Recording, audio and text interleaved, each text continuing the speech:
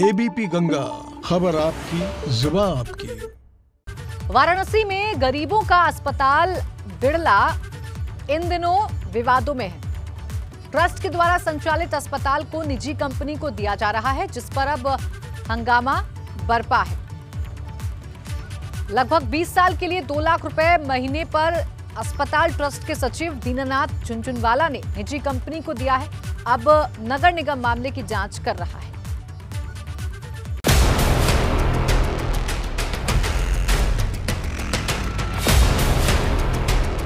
वाराणसी की पहचान में शुमार बिड़ला अस्पताल, जिसमें गरीबों को सस्ता इलाज मुहैया कराने की मुहिम चल रही है, उस पर नजर लग गई धंधेबाजों की। नतीजा, इसकी पहचान छीनने की कोशिश के साथ ही इसके नाम पर फर्जीवाड़े की नई कहानी भी गढ़ी जा रही है।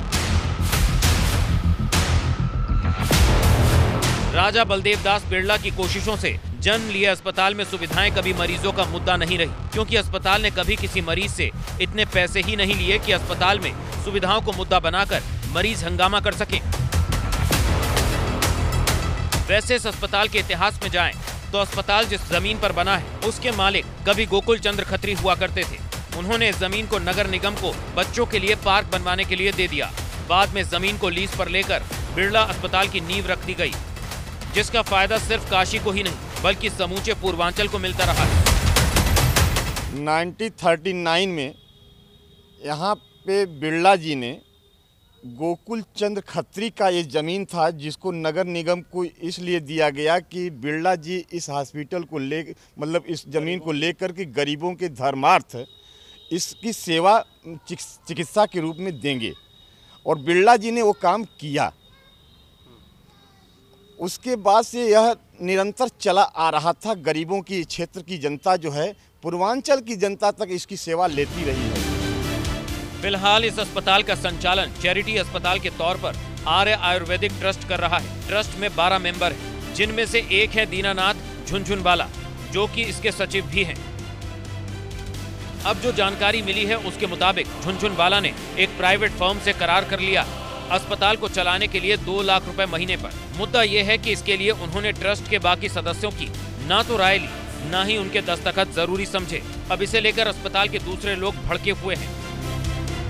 60 साल से ये हॉस्पिटल चल रहा है, तो अब क्या प्रॉब्लम आ गई कि दीना जी कहते हैं कि हम वृद्ध हो गए, नहीं चला सकते, तो किसी और भी अन्य ट्रस्टी हैं, सुदर्शन बिड़ला जी हैं, और अनिल अग्रवाल जी हैं, बजाज जी हैं, तमाम 11 ट्रस्टी हैं, किसी अन्य को बैठा दें अपने कुर्सी पे, क्यों नहीं चलेगा? ऐसे ऐसे सक्षम लोग हैं कि आप आराम से जो है कोई भी अकेले चला सकता है इस अस्पताल को, बिना किसी को जो है मदद दिए।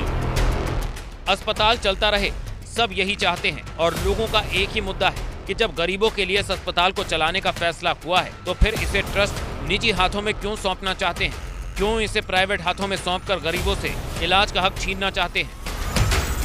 स्थिति ये है कि देखिए, हम लोग ये चाहते हैं कि ये प्रॉपर्टी नगर निगम की है। अगर नगर निगम लेना चाहे, मुझे कोई आपत्ति नहीं है, लेकिन अगर कोई दूसरा आए, नगर निगम लेके चलाए, नहीं, बाहर नगर निगम ले ले, मुझे कोई आपत्ति नहीं। मेरे स्टाफ को हटा दे, मुझे कोई आपत्ति नहीं है। जिसकी संपत्ति है वो ले ले, मुझे कोई आपत्ति नहीं है। लेकिन अगर इस पर आकर के दूसरा राजी करे, मुझे ये पर्दाफाश। सवाल वाजिब भी है। गरीबों के लिए सरकारी व्यवस्थाओं की सूरत किसी से छिपी नहीं है। आयुष्मान भारत जैसी योजनाओं के होते हुए भी उनके इलाज को लेकर किस कदर लापरवाही और बेपरवाही अस्पताल करते हैं, इसकी खबरें आती रही हैं। ऐसे में उनके लिए काशी में मौजूद इकलौता आसरा भी छीना जाएगा। सिर्फ चंद रुपयों के लिए ये बात गले नहीं उतर रही। इस वक्त हम राजा बलदेव दास बिड़ला अस्पताल में मौजूद हैं। ये अस्पताल गरीबों की सेवा के लिए बना था। 1941 में ये अस्पताल बनकर तैयार हुआ था, और तब से लेकर आज तक यहाँ पर ट्रस्ट के माध्यम से गरीबों को सेवा दी जाती है।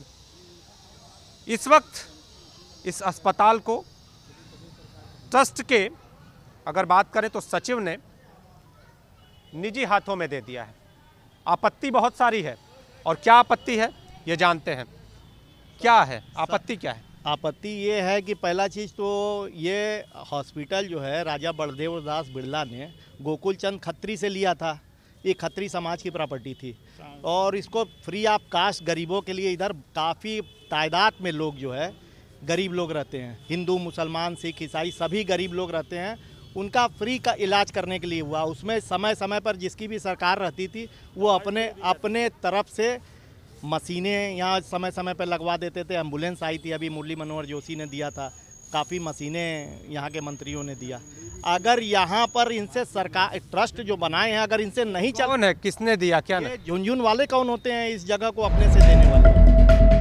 अब इस पूरे मामले की जांच नगर निगम कर रहा है। इस मामले में 2 लोगों की टीम बनाई गई है जो जांच कर इसकी रिपोर्ट नगर आयुक्त को देगी। निगम के अधिकारियों का दावा है कि अगर इसमें कमी मिली तो कार्रवाई भी की जाएगी। वैसे सवाल तो निगम को लेकर भी है, जिसकी लीज खत्म हो गई है तो उसे रिन्यू करने की जहमत भी नहीं उठाई गई।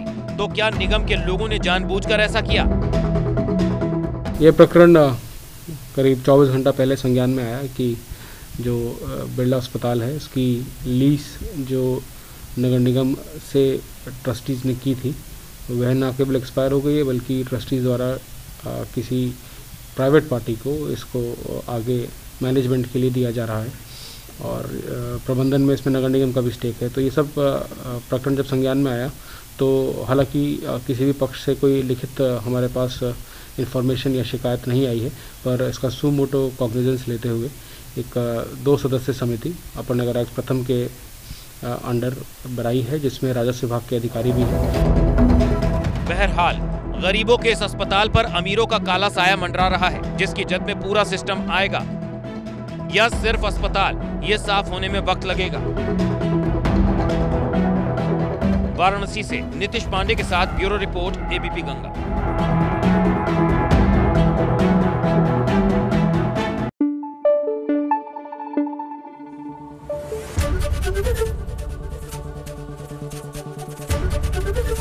एबीपी गंगा, खबर आपकी, जुबान आपकी।